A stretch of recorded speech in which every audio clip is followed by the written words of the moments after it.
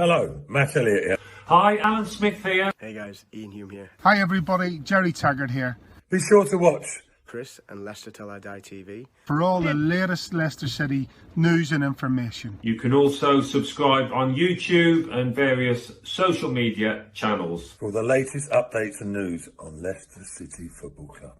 Come on, you foxes! Happen in 49, 61, 63 or 69 when they reach the final. But the class of 2021 have delivered. Leicester City are FA Cup winners at last and are history makers at Wembley. They have blown their rivals away. They have blown us all away in truth. Premier League champions 2016. The amazing Leicester City!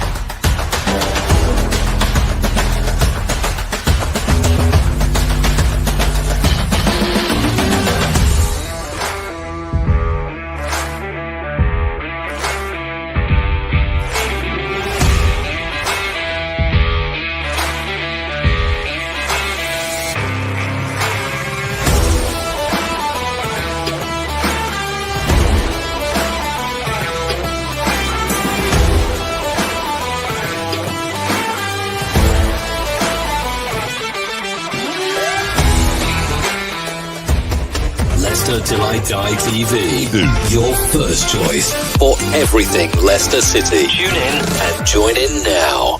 Right, Chris. Hello!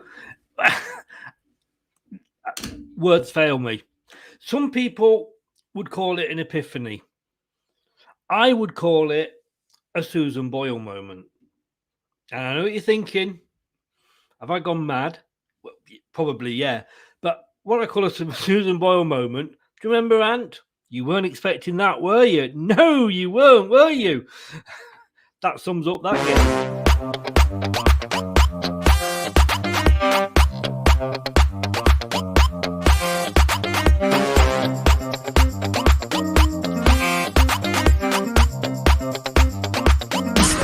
Watch us on YouTube. Listen on your favorite podcast platform or ask your smart speaker to play the podcast Leicester Till I Die. Subscribe, like, follow, and join in now.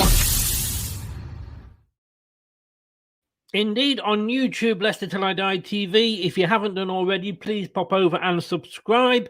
And thanks to everybody. 150 plus people watch the watch along tonight. Amazing. I think probably 145 of those obviously were Leicester fans, but it was great numbers. Thank you very much for that. Look, clean sheet. First away win of the season. First win of the year. Does it get any better? It's the Premier League post-match show with Chris and Brad on Leicester Till I Die TV. Strap yourself in because we're set up, switched on, and ready to go.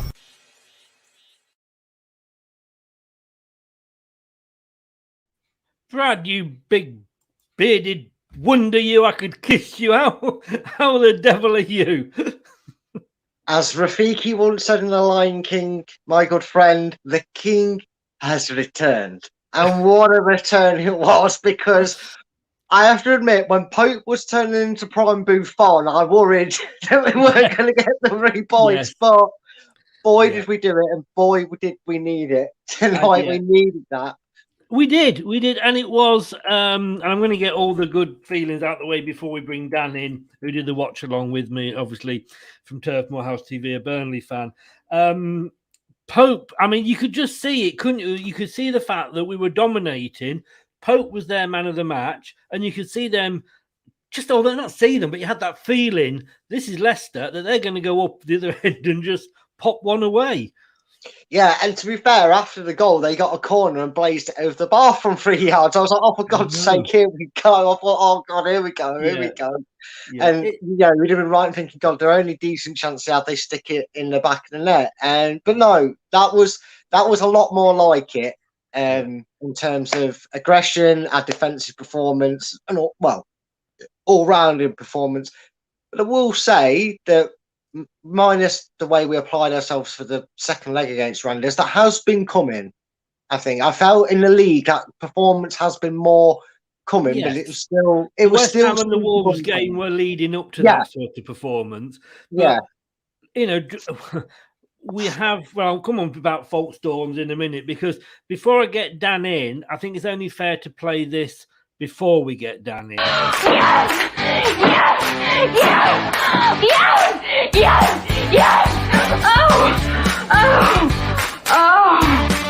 Oh, God. I'll have what she's having. Good evening, Dan. How the devil are you, sir? I've calmed down a little bit now. I think some people will say gracious in defeat, as you said, as I came off the watch along. However, off camera, I'm like, fucking Burnley again, back to normality. Shit happens. Can I just say, you actually beat my record there. You went about 39 seconds before you swore. That's a new record for you. It is. I mean, I can't say anything other than Leicester very, very muchly deserved that win. Pope was outstanding. If it wasn't for Nick Pope, could have been, an absolute field day for Leicester, to be fair. Yeah. It's just that I think the thing that aggravates us, that will probably aggravate Dash as a manager, is that you've made 2 tactical substitutions that have paid off and come up with the goods. And Brad, you should know this. I mean, Brad, I've been saying this after every game. Brendan Rodgers is a tactical genius. Yeah, never faulted him, never come on here, and we never questioned Brendan Rodgers. So absolute genius. Absolutely. The mind he thinks outside that box. I've always said good things about Brendan. You never hear us slag him off or question his motives. No. Although thank God he didn't make a tactical substitute that put Vestergaard on the pitch or 2 seconds. To be fair, he didn't need to. I thought Amati today was absolutely outstanding. He really was. He was. Just going to go through some comments here. Helen, good evening. You were posting before I actually came live, so thank you very much if you're still watching. Hi, Chris. I just want to say well done to Leicester for the win tonight. Oh, it was needed. It was needed. Mike here says, big up, Chris. I've just come home from Newport. Stoked, annoyed, cold and fuming with the refs and officiating, but great win for you. Thank you. And apparently I did say... methinks you lost, but apparently they didn't. They drew. It was the ref's fault, I gather. Louise, good evening. Can I have the link? Certainly, I'll send you I'll put the link in the chat if anybody wants to come on just for a quick couple of minutes and join us and just say what you thought of the game. Can I just quickly say, if Brookline commenting, finally we won without Perez, Brookline. You can stop mentioning it. Oh, you enjoyed that. David, hi there, Chris. We actually had a game where we were the better team, and despite the exploits of the goalkeeper, Arsenal, for example, we overcame all the odds and won the damn thing, basically. And scoring like I say, clean sheet, first win of the season away, first win of the year anywhere. Oh, it's a manger trois. Good evening, Kate. How the devil are you? How's the sofa? Is it still nice and comfy? You lying there? She's definitely found a vegetative state, Chris. So that's what she's in at the moment. Mike says, great win. Mike sex sounds on that. You're too young to know the film. Sounds like the showers, doesn't it, Mark? Sounds like the showers. Oh, God, I just got that. It's going to get one of them. Yes, just don't drop the soap, Mike. As one prisoner said to the one in the shower, "Where's the soap?" He says, "Yes, it does, doesn't it?" Anyway, Louise said sorry, two of those. He says in Rogers we trust totally. Kate thought that was where Daniel making those noises while doing that hot chip challenge. Like I say, Kate, it was his audition for a porn film. Scott, good evening. How the devil are you?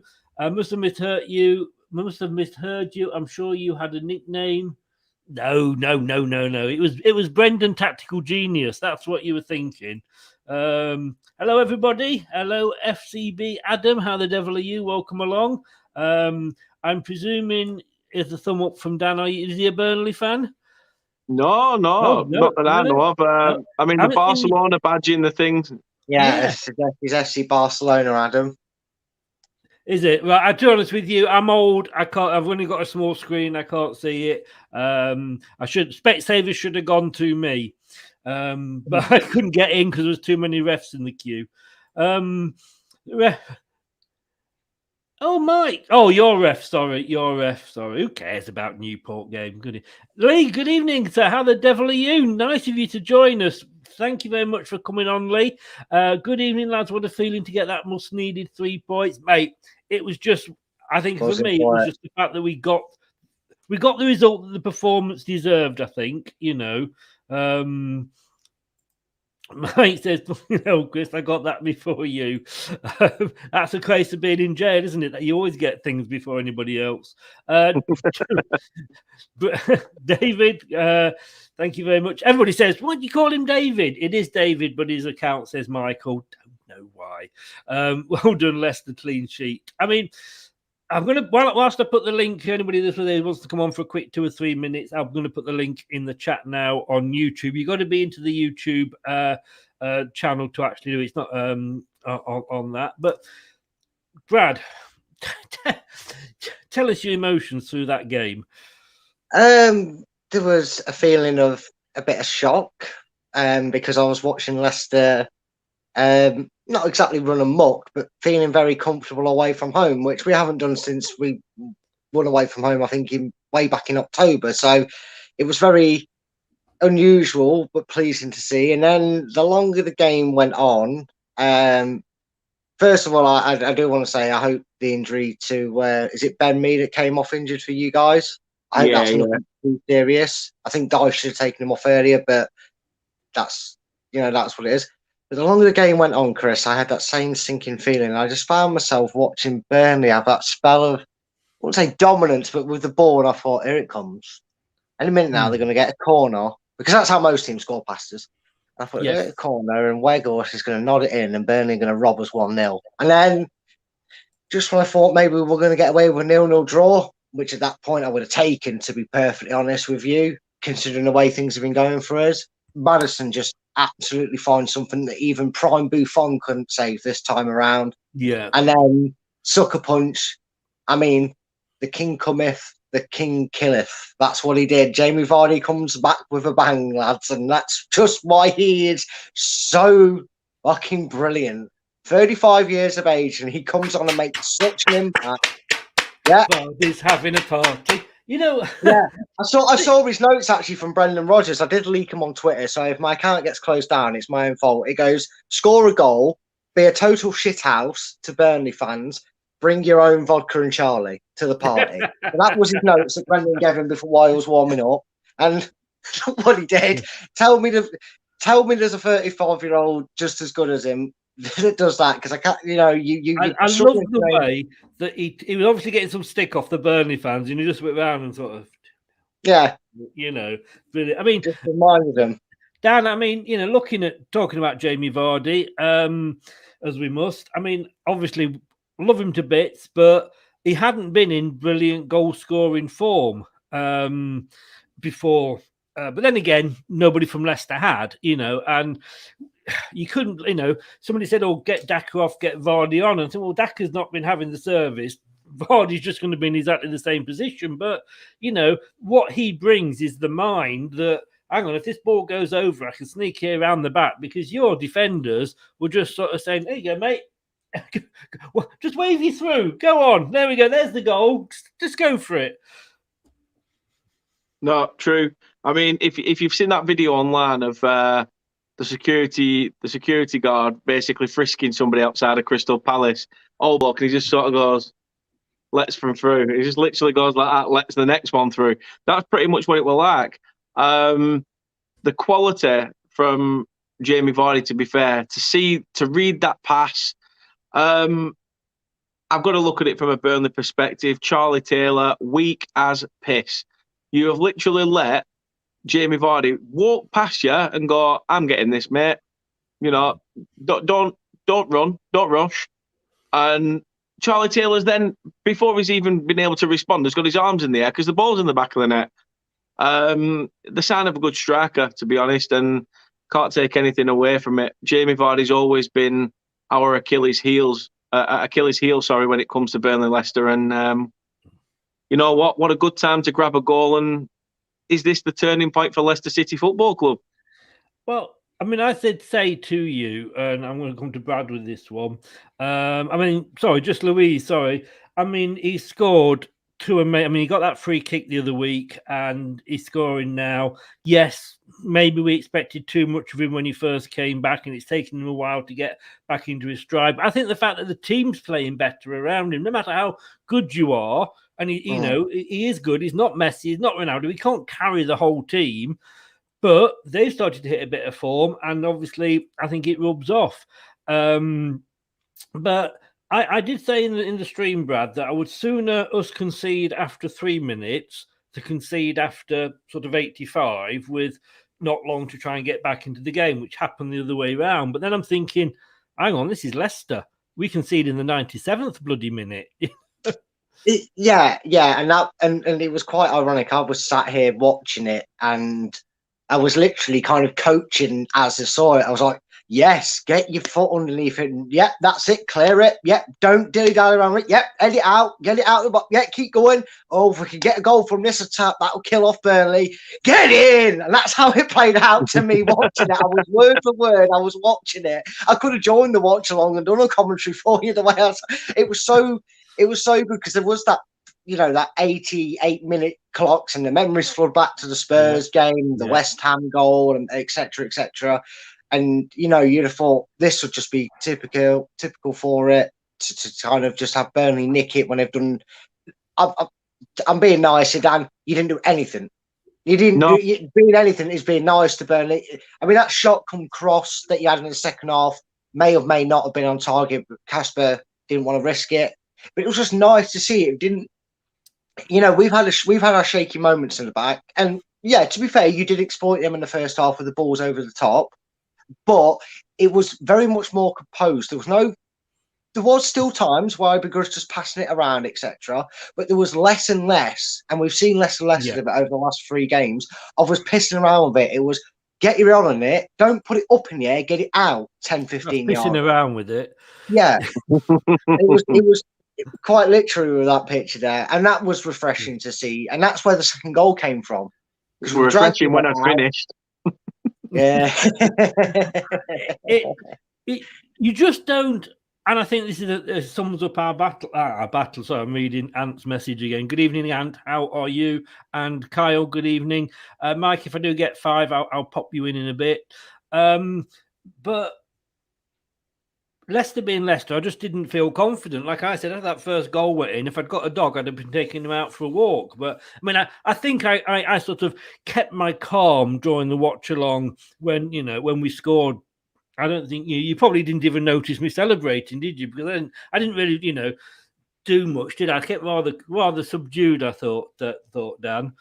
Yeah, you was definitely impartial, Chris. That's the word I was looking for. To be fair, Brad hit the nail on the head with his point. Kasper Schmeichel can go back into that changing room, take his gloves off, put them back in the packet, ask for the receipt, and take them back to fucking Sports Direct tomorrow. Because he does that all because they were barely used. I said in the watch along that if a fan was to get hold of Kasper Schmeichel's gloves, he'd be a bit annoyed because he's not even had to do any work in them. No. He's like, there's no sweat in there. There's nothing. He's basically just been keeping his hands warm. He may as well wear them magic kids gloves that you get. He had to only be honest, one major shot. Well, I say shot to save. well, yeah, you know. exactly. I mean, the closest scares really from Burnley were Weghorst at the back post late on. If he'd have got connected with that potentially, and Cornet's effort from that just basically trickled past the post. So all in all, a frustrating evening from us. But as I've said numerous times as well, we've had to. We've done midweek weekend. I won't say much about Burnley because obviously we've got that on the opposition review tomorrow. This is all about Leicester, and you thoroughly deserved it today. You said earlier, Dan, that you know in the past or earlier on in the season you laid the red carpet out for teams when they came. Do you think they did? And I'm going to ask this to Brad. Do you think they did tonight? Or I mean, at some point I thought they were giving us a pretty good game. With no end product, I would admit, but you know, I feel like maybe Sean Dyche went into this game and maybe got the mentality wrong. I think his idea was, right, we've got a few good results, but these are a Leicester side that have improved in terms of their performance and the way they've gone about business on the pitch. They've improved. They're getting back to the best, and you've always got to be fearful of a team that keep up in the performances but aren't getting the results on the pitch, because eventually that pendulum swings and you get the reward, like we had tonight. And I feel like tonight Sean Dyche looked at the situation where Burnley have managed to grab themselves and pull themselves up too in terms of the fight for survival. And I think he hedged his bets on maybe nicking a goal because we're susceptible to conceding them, and maybe nicking a point from it. I don't think he went with the greatest intentions at home, which is a bit surprising, to maybe go at Leicester and get under our collars whilst we were still nervous. Because the longer that first half went on, I never, and for the first time in a long time, at no point did I feel like Burnley were having a point on the game where they were going to score or get in behind and really threaten us. And I don't know what that was about. I mean, obviously, you see Burnley line up every time, Dan. And maybe was it a tactical thing? Was it a structural thing? I don't know. I just felt you were the first team in a long time that resorted back to the old way teams approach us, and they let us have the ball. And you just didn't seem that confident going forward. In fact, probably a player of the same age, Aaron Lennon, your most attacking threat for us. I mean, I know it was offside, but he set up the only goal the only time the ball went into our net. And he burst out the right. He was solid. He sprinted back and cut out the Harvey Barnes, chance as well. I've just got to. You're spot on. We do it quite often where we sort of just let teams have the ball, and then you look at the possession at the end of games where we've played, and it's like 70-odd% possession to the opposition to our literally naff all. And to be fair, we're even on the position, possession, at the end of the game. And it's just that, as you said, when we had the ball, we did absolutely naff all with it. In terms of going forward, we didn't really penetrate the back four. Your midfield were resolute. I don't think that. I think you nullified Weghorst's game. Cornet, for me, hasn't been playing particularly well the last 2 to 3 games that I've seen him in. In fact, he's probably been as offside as much as Chris Wood has in the last couple of games. So yeah, it's. I'm putting it. I'm hoping that it's just a case of fatigue because of the games. We've played 6 hours of football in a week, and I don't think it's going to come back to bite you in the arse at some point. We did before the game, didn't we, Dan? That. Would it make a difference the fact that you played at the weekend and we didn't? I don't think that showed, though. No. Both teams give it a good fight. It's just that when you had the ball and you did get forward, you did everything to penetrate our back line. You did everything to get in behind the defence. And as I said, if it wasn't for Nick Pope having, as Brad said, prime Buffon moments, it'd have been an absolute devastating scoreline.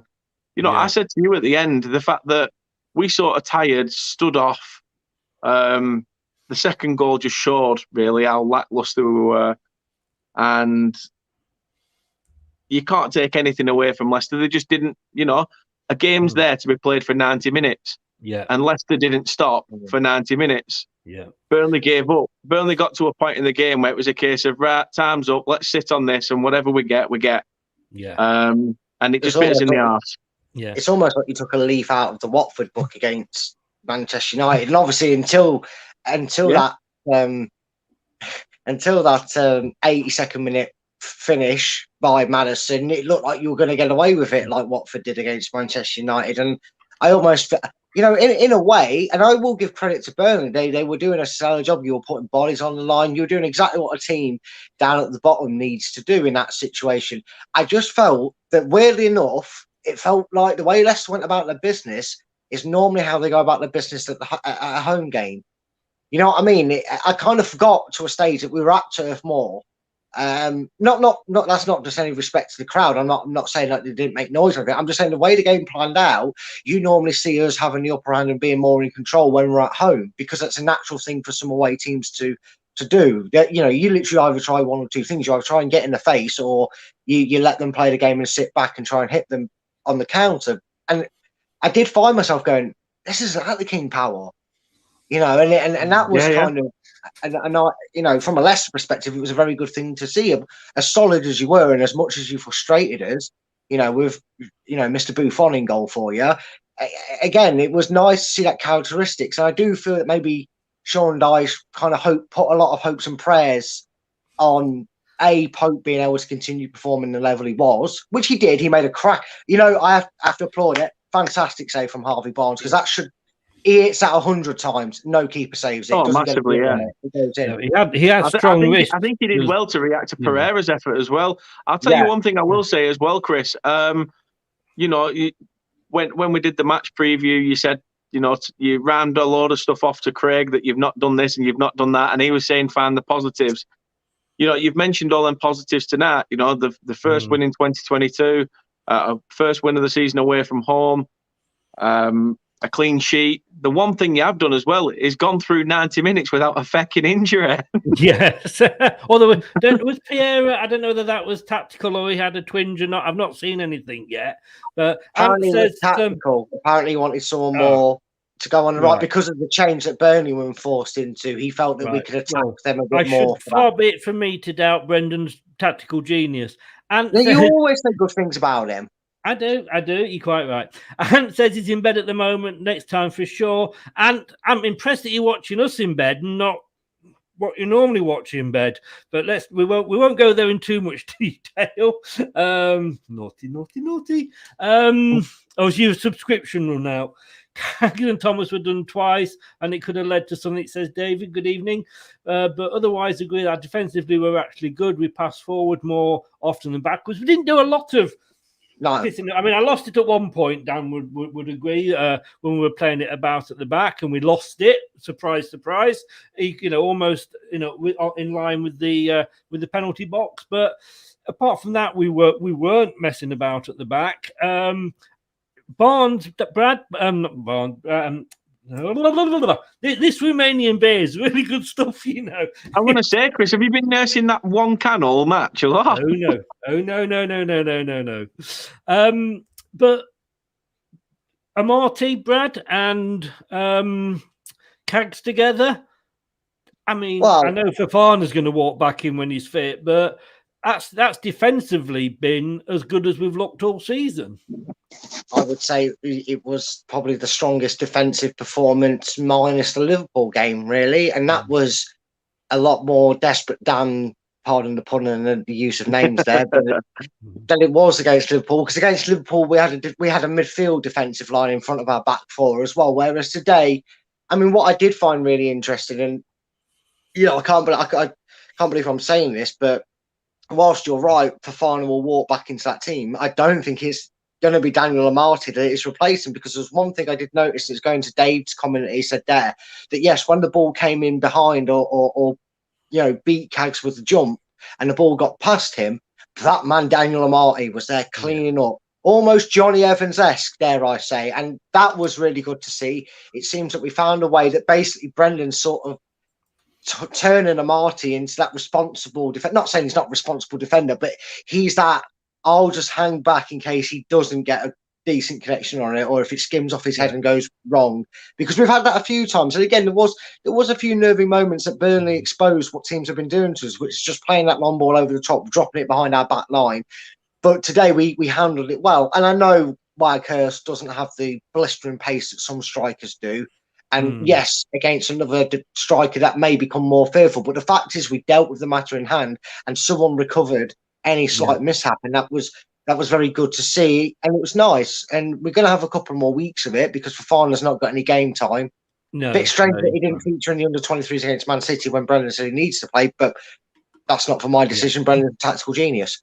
Mike, you say Romanian beer. Yes, it's a joy of having Romanian neighbours who's just had a birthday. I can't say his name. They weren't offering them; they were just chucking them at him.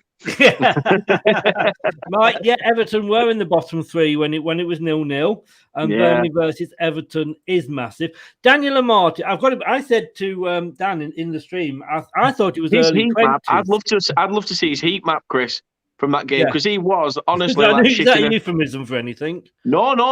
They usually show the heat map of where he's been all over the pitch. I mean, he was literally, as I've said on numerous channels, he was like shit in a field. He was everywhere, cutting everything out. The second balls, the first balls. He was in your face. He was that sort of other things that are available to be found in fields, children. If I was to bleep every swear word blowing in the wind. If I was to bleep every swear word that Dan said, you wouldn't be able to hear anything else.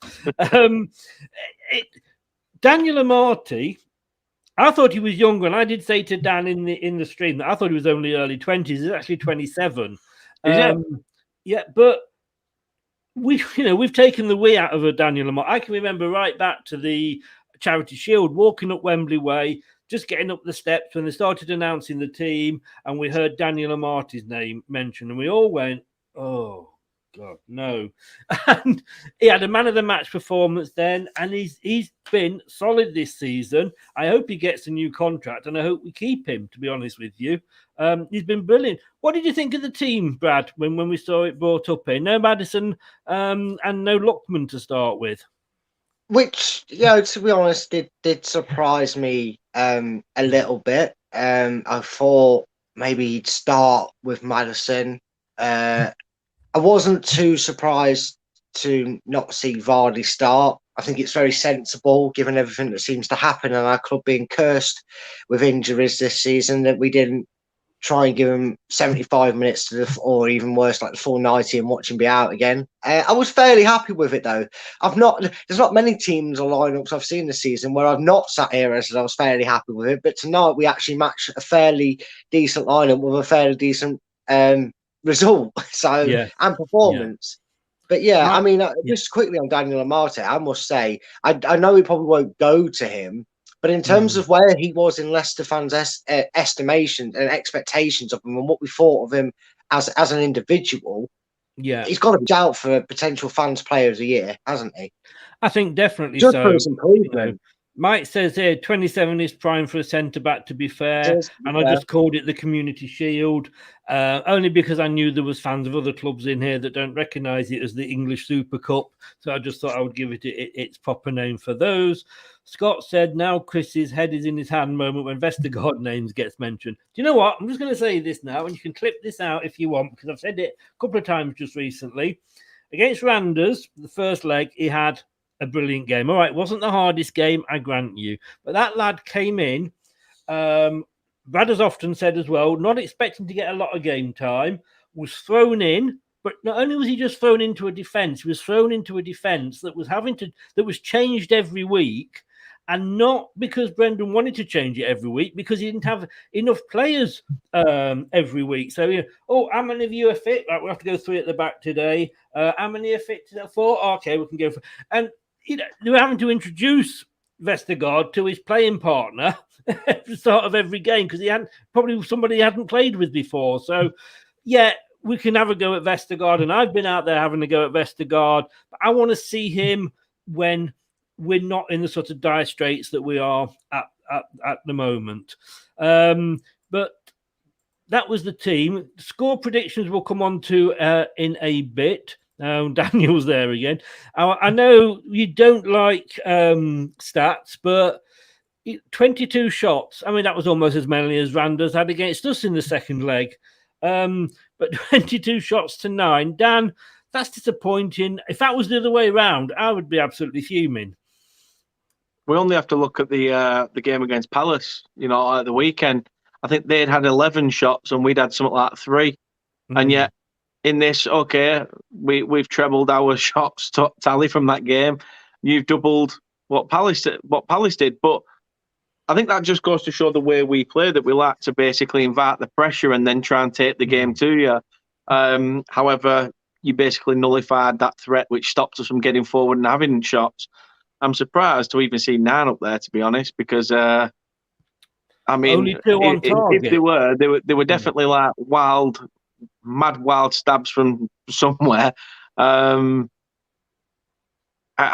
It's interesting. We've never been ones for being so clinical in terms of shots on target. We've always had literally 1 or 2 every game. It's just about taking them chances. And recent games we have, as I said earlier, there were a comment from a Burnley fan that said we thought that the job were done after Spurs, or that's so it seems. But we've got to roll our sleeves up and go again, because Chelsea at the weekend and then Brentford the week after. Big games for you. Massively, yeah. Yeah. And then all of a sudden them games in the hand you have count for nothing if you get nothing, don't they? Exactly. Sorry, exactly. No, I was just going to say, I mean, Brad, just pinch me to make sure that I'm about to say. I can't believe I'm about to say, but I'm going to go for it anyway. 8 corners we conceded. No, sorry, 6 corners we conceded, and we never let a goal in. Oh. Yeah, exactly.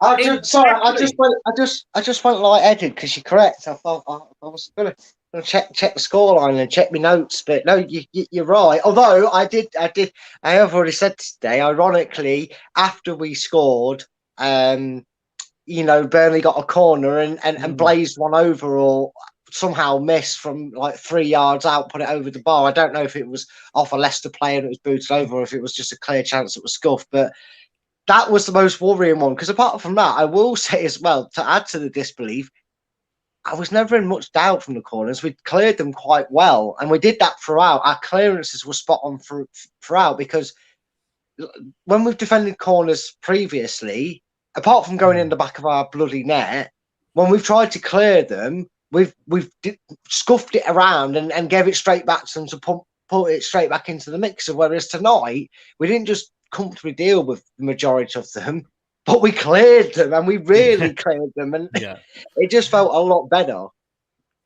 I mean, Dan, I don't mean this to be condescending or anything, but from Leicester's point of view, we've got to say it is only a bottom 3 team that we've done this against. We haven't just gone and done this against Manchester City, and that in no way is degrading you at all. But looking at those stats for yourself, 2 shots on target, that's not going to keep you up, is it? No, it's worrying. It's worrying. I'm not going to sit here and say it's all doom and gloom, because at the end of the day, we've got a point against Palace. Potentially, maybe unlucky to not get a point tonight. I mean, obviously, I know you deserved the result, but it was only until basically tired legs kicked in and your never say die attitude certainly were profoundly there. I did say, didn't I? Because somebody came on, I can't remember who it was that came on the live watch along and said, how's it going, who's the better team? And I literally just said it could go either way, and if this was a draw, you did. I think both of us would have probably gone away saying, we know that was fair. We did to teams, did we not, Brad? What other teams have done to us this season? We've kept playing, and all right, we didn't get to the 97th minute, but if we, as I say, we've had that done to us so many times. Yeah, and it's kind of been a performance that we've been searching for in terms of, it was very Leicester-like. And again, you can only play what's in front of you. And let's face it, bottom three or not, Burnley have been on a great run of form recently. They got a very good win against Brighton. Someone's going to hate me for bringing that up, but there we go. You got a very good result and good run of I'll edit that out. She'll never know. Yeah. I'll edit it out. Don't worry. We came to the game in if you're looking at it on the paper, we were coming in torrid form in terms of we haven't won this Wrong button. Sorry, wrong button. Carry on. We were coming to you without a win in the league. Despite improved performances against West Ham and Wolves, we still haven't won. And you were probably coming in there in terms of form as probably slight favourites in some places. You're at home. Yeah. You had a new guy who's replaced Chris Wood, who's scoring for you. Things are looking good. Obviously, still in dire strengths in terms of where you are in the league, but on terms of your form, you were doing quite well. And we've become annoyingly accustomed to Leicester getting shaky and finishing too early in a game and not wrapping up the result. That it was so refreshing and so weird. I kind of feel like it's a dream and I'm going to wake up crying because Burnley are 3-0 up after 12 minutes and I'm still watching the game and I'm falling asleep and this isn't really happening because it was very like the Leicester we got so accustomed to over the last 2 seasons. Yeah. We kept going, we kept pressing. Yeah. We never seemed to lose that calmness, even when we scored late and even in the stoppage time when you were coming at us. And we just seemed to go, it's fine. We'll either see this out 1-0 or we'll go and get a second. And lo and behold, it took me kind of 30 seconds to register the goal and sort of give it a proper celebration because I was kind of like, hey, we scored. We've killed the game off. We've actually done it. And then it hit home and it was just nice. And I'd rather it have come against a different team just purely because, I actually don't mind you, Dan, you're all right. But it is what it is. I have to play Burnley and it's something now, and I'm sure Chris will hate to hear these words, but it's something now we need to yet again be able to press on from because we have done this before. But I will say this has probably been done more impressive because it felt like a complete 90-minute performance that we were good and on top and for.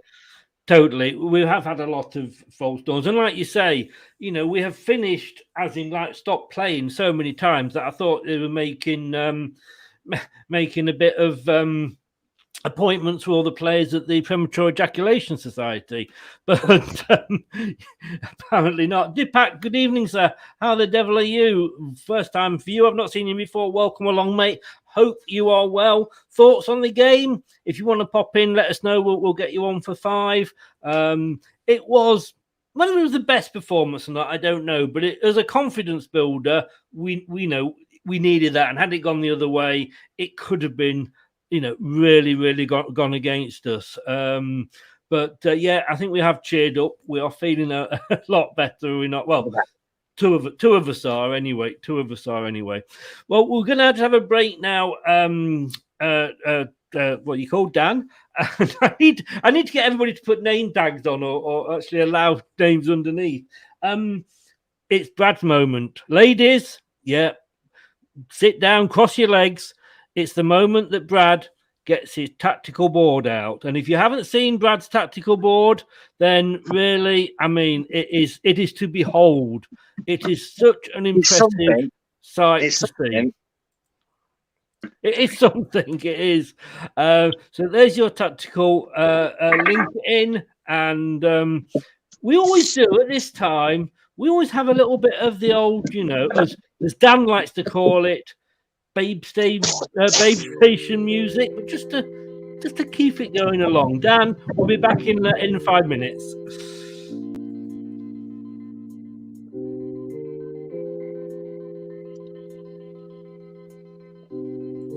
This isn't working well, is it? Come on, Chris. Technical analysis here. Right. Well, I've been asked. Are we going to get there? We're going to get there, Chris. We get there. Right, so tonight I get to talk to you about a Leicester win. Well, hey, that was great, isn't it? And what did Leicester get right today? Well, actually, they just got the basics right. They kept a nice defensive shape to keep Burnley out, and this is how they lined up at the back, and it's something that we've noticed over the last two to three games that they've been doing. It drops into more of a defensive view where the centre backs actually stay further back and allow the likes of Luke Thomas, Pereira when he was on, and Mark Albrighton when he took over the role to be a bit more creative and push the team out a bit quicker and with a bit more urgency. And what I like about that is it completely changed the texture of how we did things, because it allowed them to have an instant spread of the ball out wide and put Leicester on the front foot. And it also meant that instead of in recent weeks where Ndidi would be so close to them, he was a bit further forward. Yuri Tillemans was a bit further forward, and Dewsbury Hall was also at the dispossession.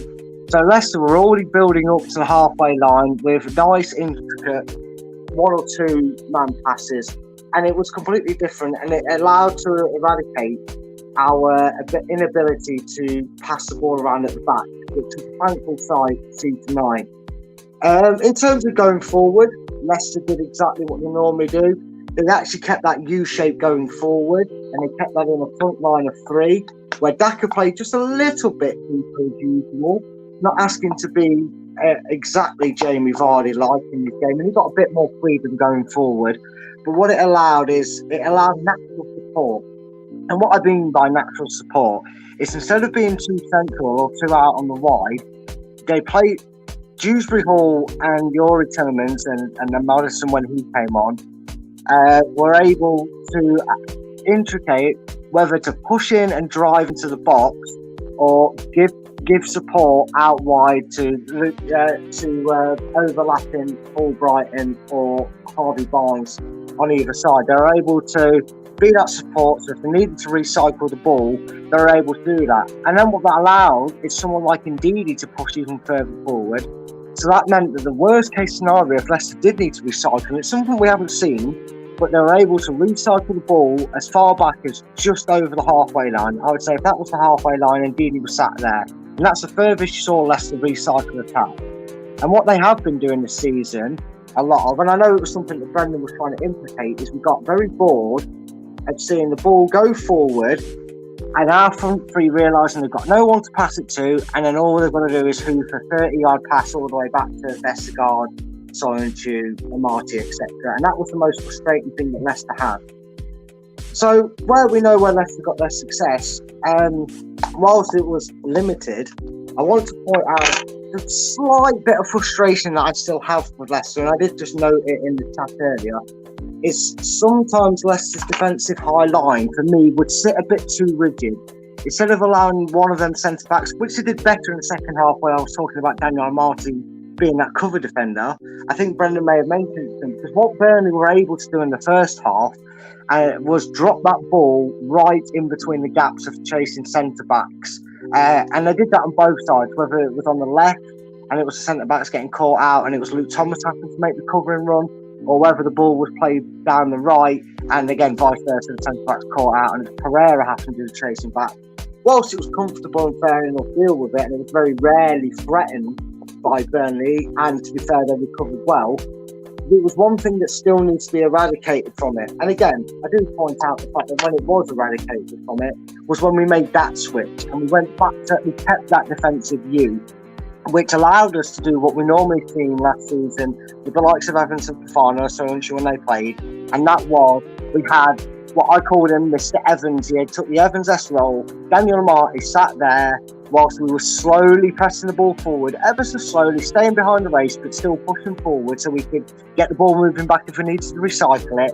But what he allowed for it is if Soyuncu missed his header and the ball dropped in behind it, before a Burnley player could even get past Soyuncu on the floor to get it, Daniel Amati was there. And that was what Leicester did really well in that second half, and eradicate the mistakes. And it's something they haven't been able to eradicate. So whilst there wasn't too much in the way of negatives, and that's really nitpicking at negatives, I will say, Chris, that's where defensively and attack mind-wise, Leicester finally got it right tonight. People might argue that it was only Burnley and there was clearly still some mistakes to make, but tactically, holding that defensive and then converting it into an attacking U shape throughout the middle of the park was the perfect way that Leicester did it. And that's why Burnley could not lay a glove on Leicester tonight. And that, Chris, and the viewers of Babe Station, is where Leicester got it tactically right. I wouldn't know. I wouldn't know that about what what is Babe Station, mate? Yeah, I'm sure you don't. I'm sure you don't know, mate. Thank you very much. Let's just get down. We thing is, we've had a lot worse performances this season, haven't we? And that's the thing with it. You know, we have. Dan, Burnley are a work in process, says Daesh. I mean, you'd want to hear that at the start of the season, wouldn't you? Not the end. To be fair, I've thought it anyway myself this season. I've said it from the beginning that, you know, we have changed the philosophy, the way that we are doing things. We're not just a team that's trying to play it and pump it forward 24/7. We're trying to get people involved, play the ball on the floor. And it is sort of an adaptive period. We have got to adapt to the way that the league's changing season in, season out. So something's got to give. However, he's been talking about fine margins for the last 5 years. And, you know, he's got a point still. It is all about fine margins. However, we've gone into that game. As I say, we are pretty tired from it. But I'm not going to use that as an excuse. I'm not going to use the tiredness as an excuse. You know, you're professional footballers, for Christ's sake. You should know what you're doing. And in my opinion, as transitional, you can be as transitional as you want. But when it comes down to that game, you know, it's there to be played, and you've got to do what's best for the team. If it means going back to the tactics that you're good at, pumping the ball forward, then do it. Yeah. But yeah, I do agree. We are in a transitional period, and it could be one of the main reasons that's biting us in the arse, you know, for our position in the league. But once we get it right, once we do have a few tweaks of the tactic and get it spot on, as soon as we start firing on all cylinders again, you know, then fingers crossed we've got a decent setup behind us, because it's nice to see Burnley playing some sort of attacking football. Yeah. I mean, this is the table as it stands at the moment. First of all, Brad, we've moved up to 12th. We're only 17 points off 4th now, but we're ahead of Villa there on sound goal difference, on goals scored. It's a funny what a difference a game makes, isn't it? Yeah, and I think it just shows you how stretched the league is and how compact it really is, you know, outside that infamous top 6. You know, you're talking now all of a sudden after a torrid start to 2022 and what has been throughout the majority of it a torrid season for us.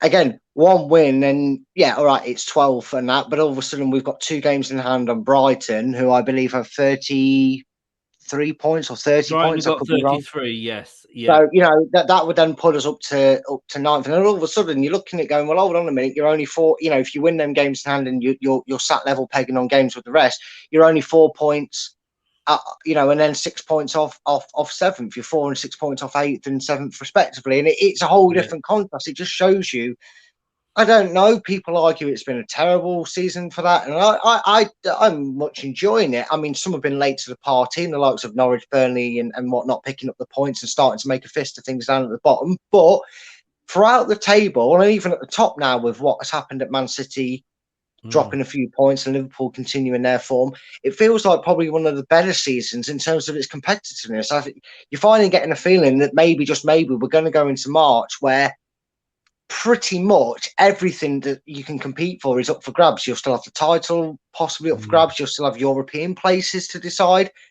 Maybe not so much the Champions League spots. You might still have a race for 4th. You might have a relegation battle on your hand. It's going to be a classic end to the season, and it's just got that feel about it for the way results go, because Leicester could just as easily now go and not lose a game for the rest of 22. As far-fetched as that sounds, we've gone so long without winning. We could go on a run, and I'm not Let's saying not get carried away. Let's not get carried away. But having said that, you know, when you have those sort of nights that you think these nights, it can't get any better tonight, and then you see that Middlesbrough beat Tottenham in extra time of the FA Cup. Middlesbrough, who I think knocked out Man United, didn't they? And have now knocked out. Was it Man United? It was. And now Tottenham. What was it? The song used to go. Tottenham. No one can stop them. I think we need one of these.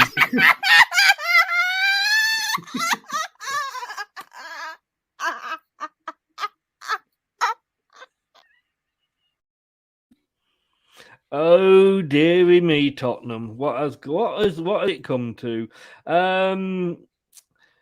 Nippon, good evening. How are you, sir? Welcome along. Big up to you as well. Mike says, Nippon, you're happy that your rivals Burnley lost today.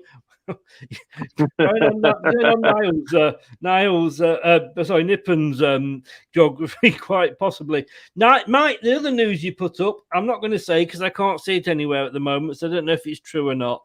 Dan, come to you, and I'm afraid I've got to scroll down to have a look here. You were at the bottom 3 at the moment.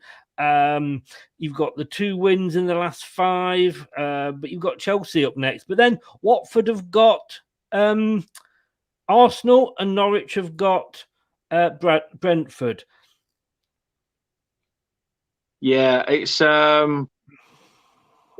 we definitely need you to do something against Leeds this week, and that's also going to be a massive help. Yeah. You know, our game this weekend's against Chelsea, so it's a free hit for us.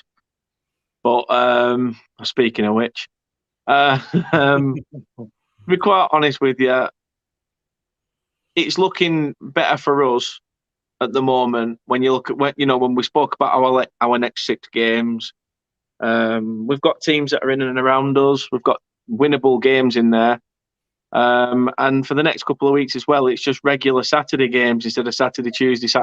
So yeah, you know, it gives us a bit of a break. Although this has also given us a taste of.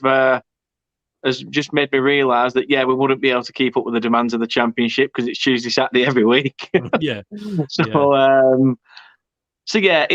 daunting at the moment. I said earlier on in the season, you know, this last season there were 3 teams worse off than us. This season we're one of them 3. However, I think that's been widened to about, you know, probably a bad 6, maybe in terms of teams at the minute.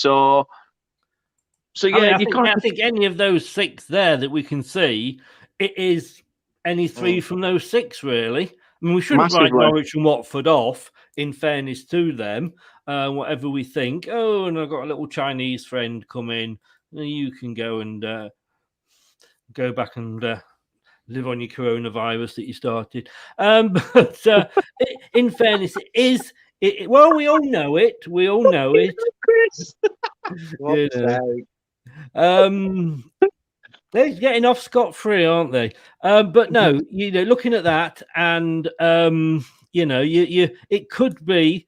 I mean, you know, to say Norwich and Watford could stay up, Everton and Leeds could get dragged into it, Brad.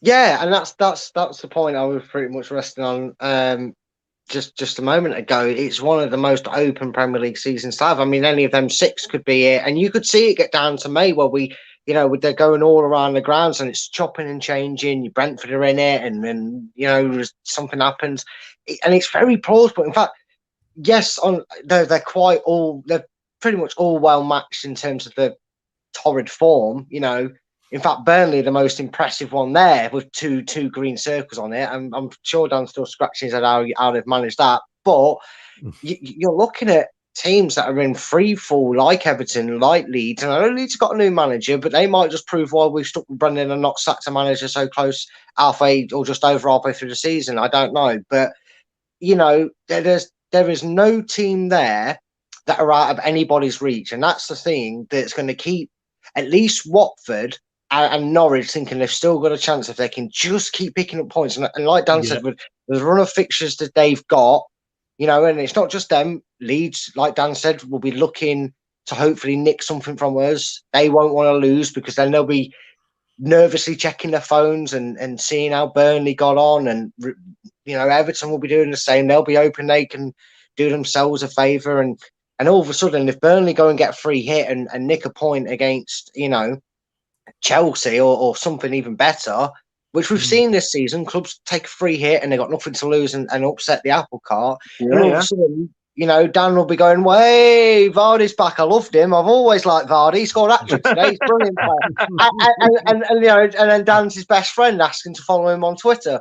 But that's just how the joys of this season are going. That everybody's looking at everything, and there's not a group of teams, because you normally get to this stage, even at this point in the season, where you've normally got your Crystal Palaces, your Southamptons, and even probably your Brightons and that, and they're in like your bunch that you call your safe as houses. They ain't challenging for Europe, but they ain't getting dragged into it. But now we're looking at a bottom half, the terrible six, if you will, as Dan would probably not like me to call it. But where you're thinking, wow, from a neutral's point of view, if these teams keep chopping and changing and nicking points on each other, we're in for a hell of a run into the season. And in a way, as much as Burnley would probably like to be challenging at the right end of the table, they're involved in that. So it's just going to be interesting to see. I think it is going to be a case of who blinks first. And in the bottom half of that table, the team with the most wins at the moment, the most informed team at the moment, is Newcastle, Dan. 4 wins and a draw, 25 points. I think, I'm totally honest with you, I don't think they're in it anymore. They've beaten Leeds, they've beaten Everton, they've beaten Villa, they drew with West Ham, and they beat Brentford. They're beating teams that are there or there around them. Yeah, and I can't blame them for it. I know Newcastle fans will be a bit peed off at the fact that if I say, "Oh, you've bought your way out of it," but you have. There's no other way of looking at it. You definitely have. They weren't playing up with the team they had. Not a chance. No, totally agree. So they've bought their way out of it, and fair enough. You've asked me the question as well, Chris. Would you say the same thing if Burnley did it as well? And I said, yeah, I would say to you that we've bought our way out of it, But Newcastle are well and truly out of that relegation fight now, in my opinion. Yeah. It's going to be interesting for the teams around us, as you've alluded to. Yeah. We do this every week. I mean, we have Alan Bennett, who always does my man of the match and ratings straight away after every game. Is the first thing he does as he gets the signal is send me the rating. So he does it instantly, but he is there and we're watching it on telly and we don't see it all. We don't see what's happening off the ball, etc. But then you look at the votes as to, now if I said to you, Brad, who do you think was one from the Leicester fans won man of the match for Leicester? Well, spoiler alert here, because I did do the voting on the BBC, and I can imagine sat very top of that list. With knowing Leicester fans and how fondly they think of him, I can imagine there's a certain Jamie Vardy is sat top of that list. Jamie Vardy is top. Maddison is second. Now, guys, I obviously I love Maddison. I absolutely adore Vardy. We should have a stat.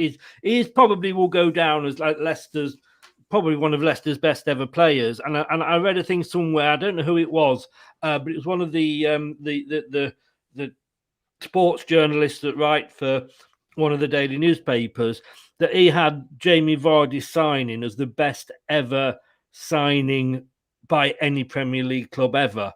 That we paid $1 million for, and he's paid us that back in droves. But guys, yes, he got a goal. Yes, Maddison got a goal, and possibly you could say changed the match. But there were players out there that played for 90 minutes that actually, in my opinion, deserved it more. And I've got to be honest with you, I've got to agree here with Alan. If I can just find it here, and I'll say Daniel Amati gets it from me every time. Spot on.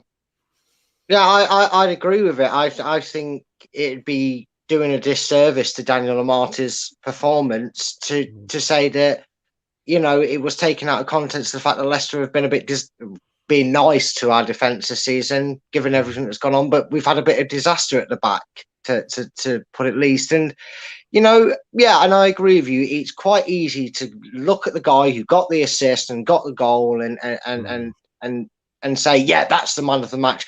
But if Daniel Amartey doesn't put in the performance he does over that 90 minutes, Jamie Vardy does not come onto a pitch where his team are only 0-0 or 1-0 up or whatever. He doesn't do that. That doesn't happen. And if you don't have that, and again, you know, you're talking about a standout player. I could have given it to any of the back line in terms of that, because it's been so far since we've seen a solid defensive performance. I think collectively they deserve it. But Daniel Amartey, for a lot of reasons for me, deserves the overall man of the match, because I agree with you, Chris.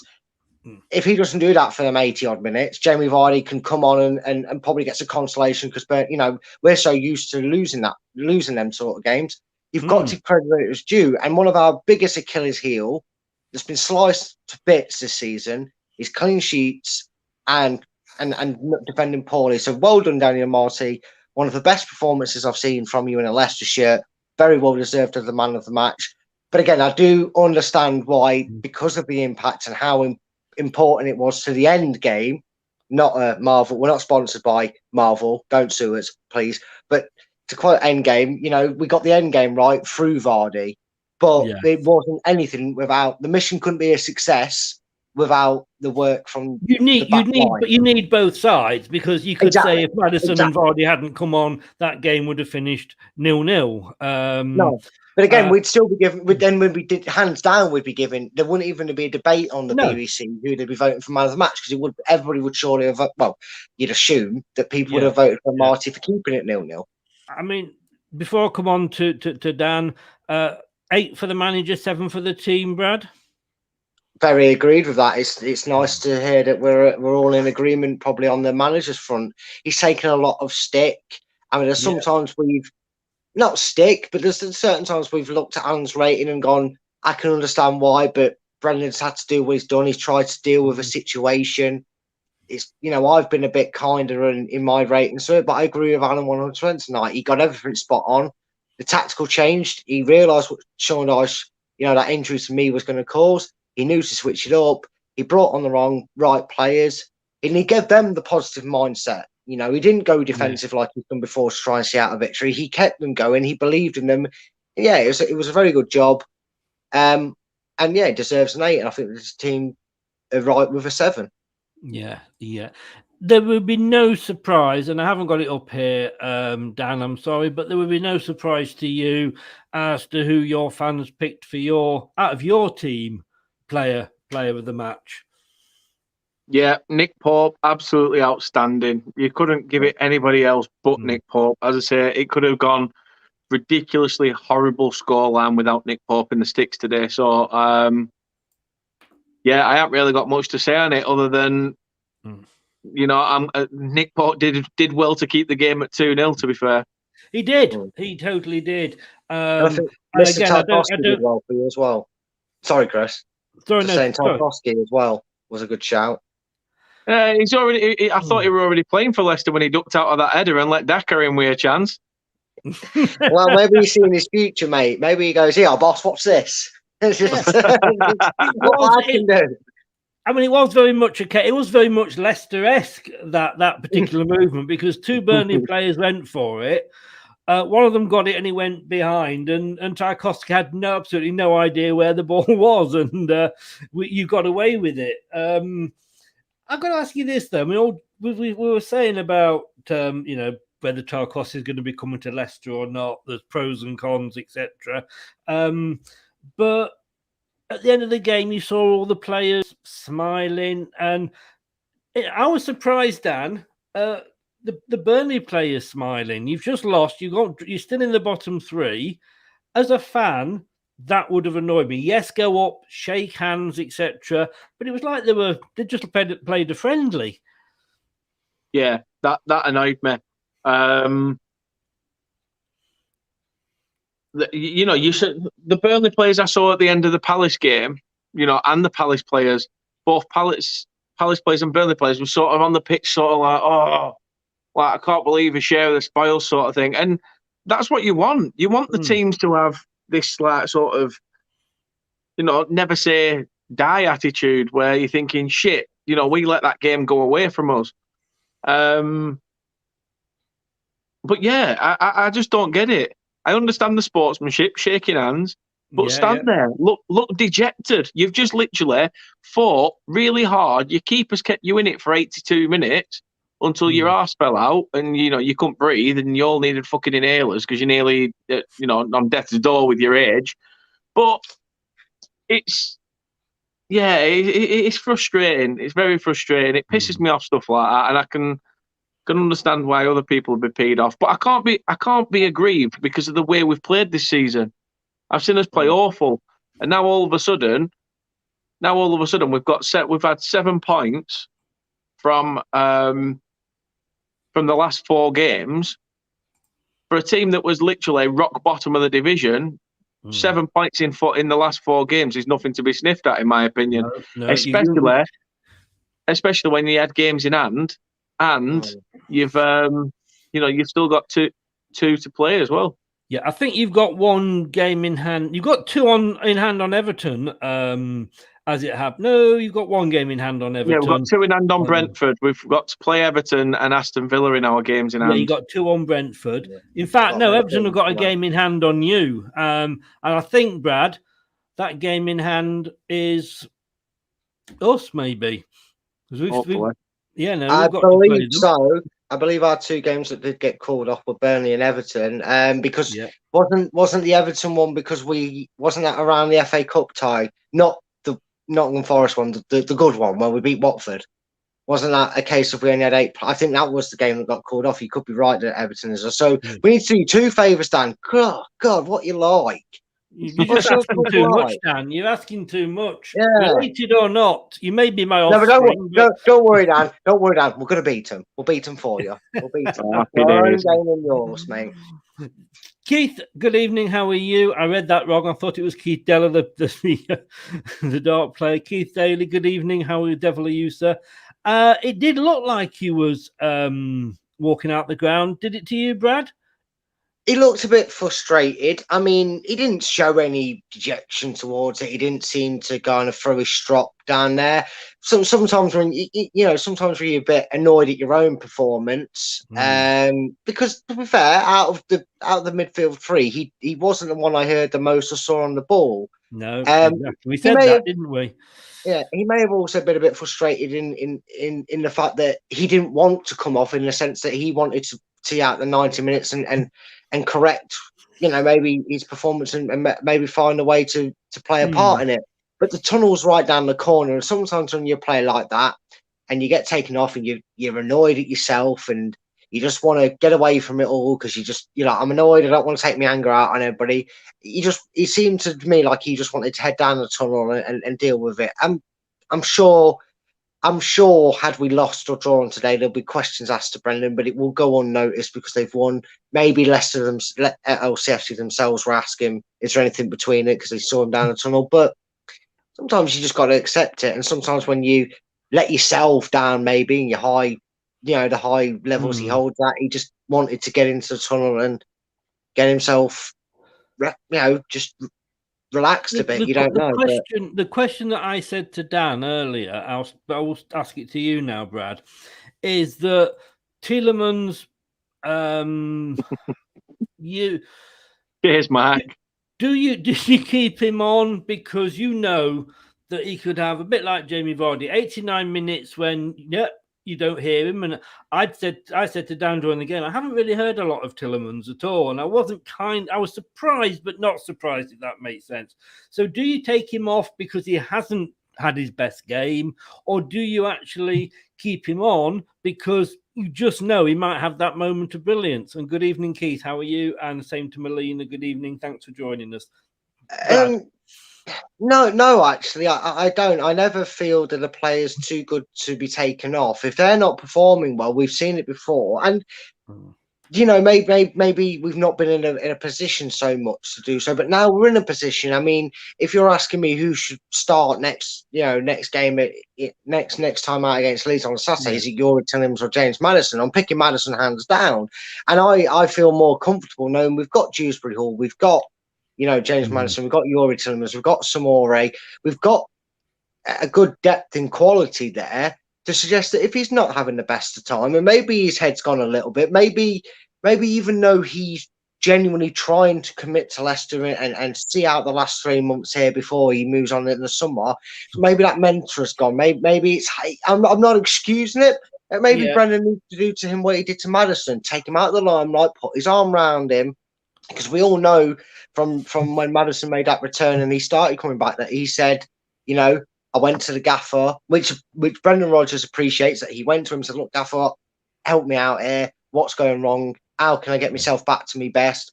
We'll look at, and you know, that he worked hand in hand with him. They looked at everything.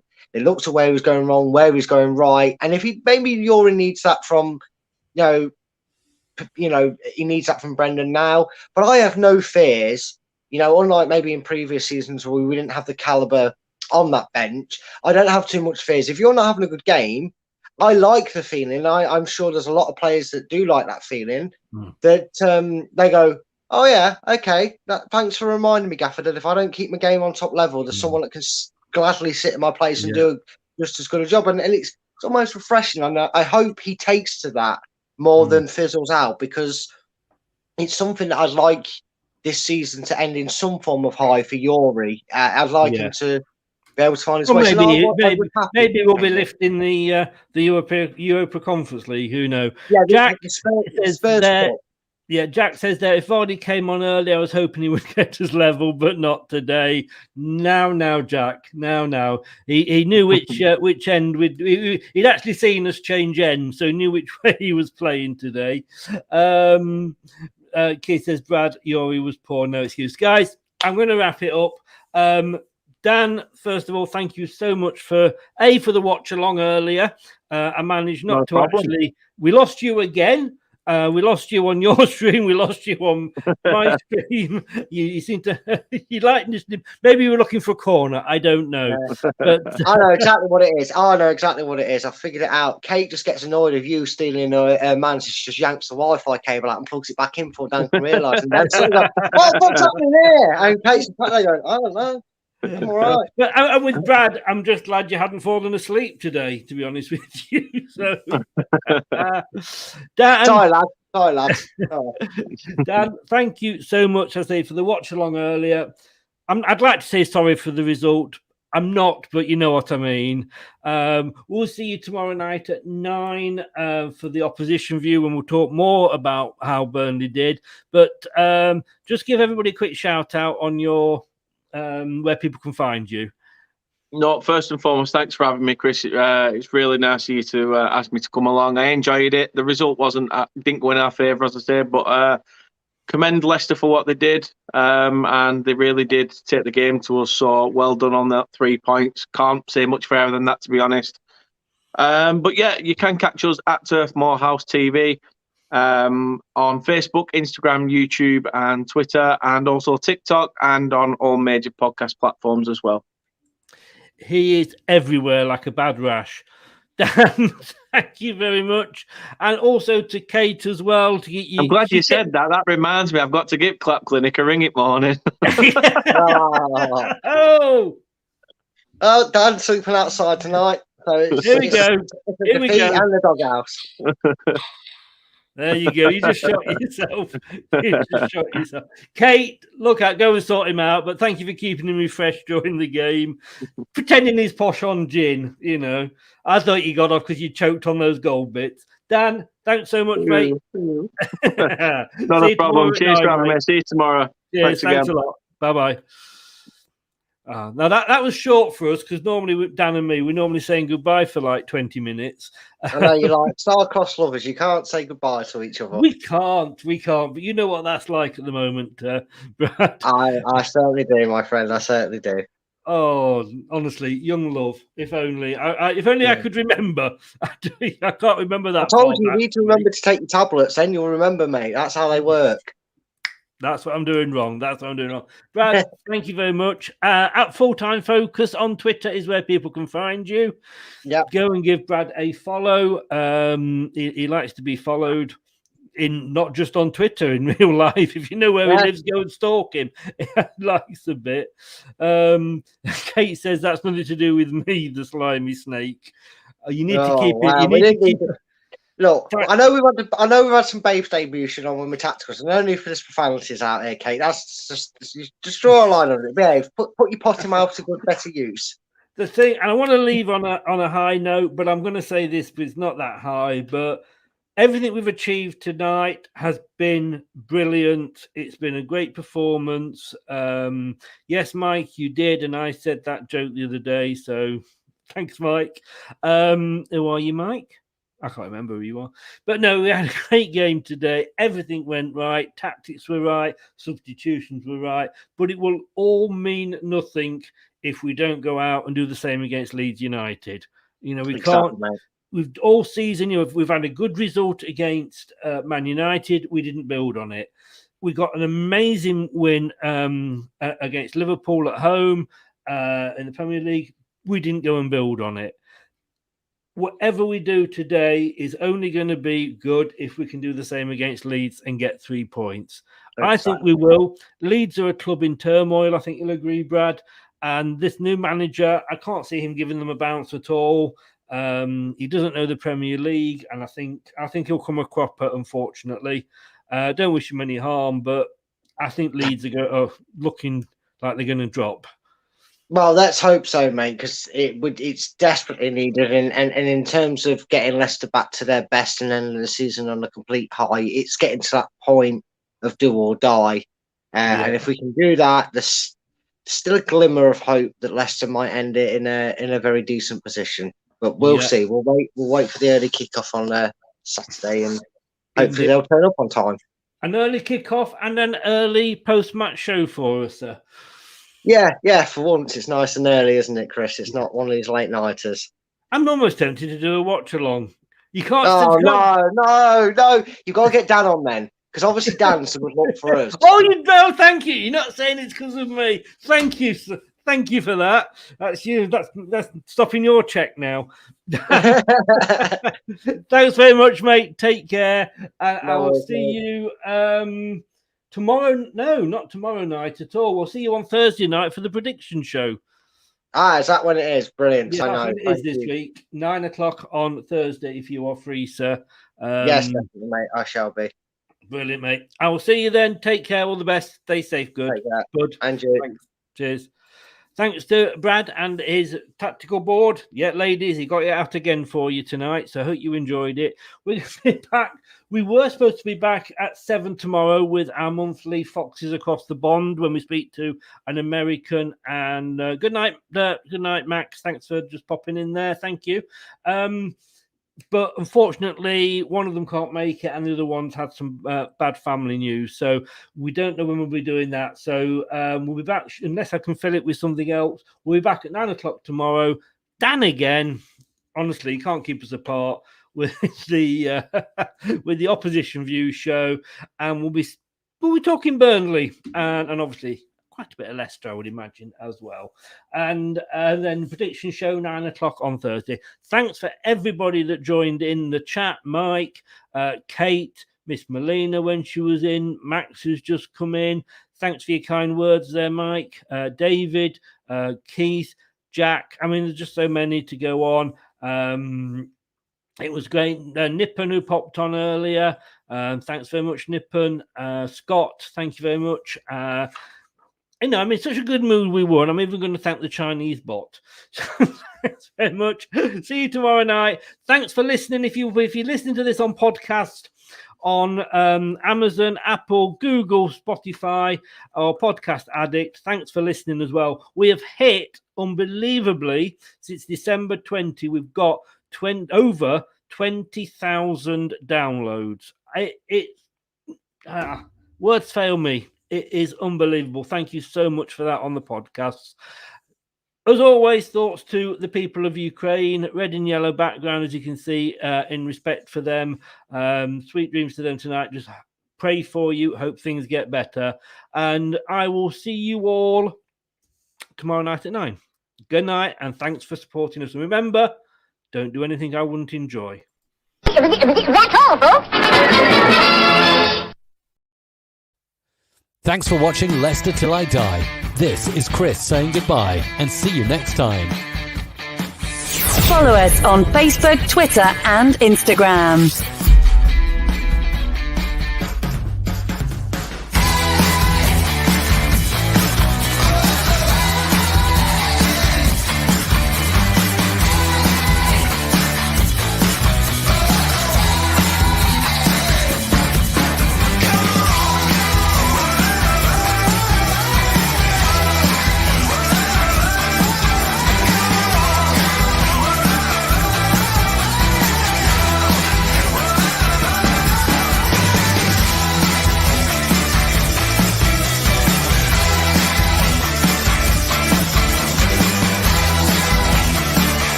Some people are on the pitch, they think it's all over. It is now.